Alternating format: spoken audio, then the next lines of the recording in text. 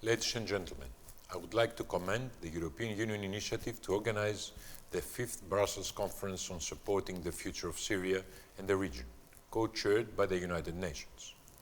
It is indicative of the importance we all attach to the crisis and of our joint commitment to reduce the consequences of the ongoing tragedy of the Syrian people. Since the civil war in Syria officially broke out a decade ago, back in 2011, the devastating armed conflict has taken an enormously high toll in civilian casualties. It has torn the Syrian nation apart, reduced the country to rubble, and set back the standard of living by decades. Gross human rights abuses and extensive violations of international humanitarian law added to an already appalling situation that generated massive human flows. 7 million people have been internally displaced, the largest number worldwide, while another 5.6 million Syrians are refugees to neighboring countries. The coronavirus pandemic has pushed another 1.4 million people into food insecurity.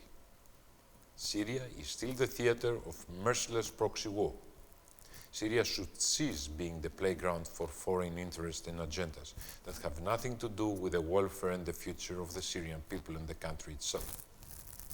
Having entered its 11th year, the Syrian crisis remains a major cause of concern and constitutes a factor of instability for the broader region. The resurgence of radical extremism only renders the overall picture even grimmer.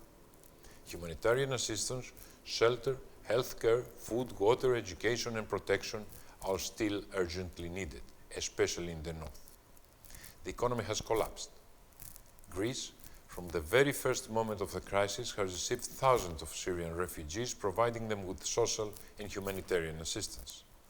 To this day, we continue to carry a burden far exceeding our capacities. Greece, a sincere proponent and active supporter of peace, security, stability and development in the broader region of the Eastern Mediterranean, is fully committed to the efforts for reaching a political solution to the Syrian crisis. One that will preserve the unity, national sovereignty and territorial integrity of the country, in line with the United Nations Security Council Resolution 2254. Only such a solution will guarantee the safe, voluntary and dignified return of refugees and displaced persons, while securing the withdrawal of all foreign troops from the Syrian territory. As stated time and again, there can be no military solution to the conflict.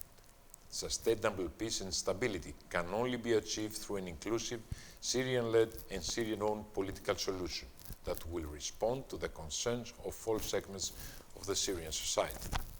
To this end, we reiterate our full support to the efforts of United Nations Secretary General Special Envoy for Syria, Mr. Geir Pedersen.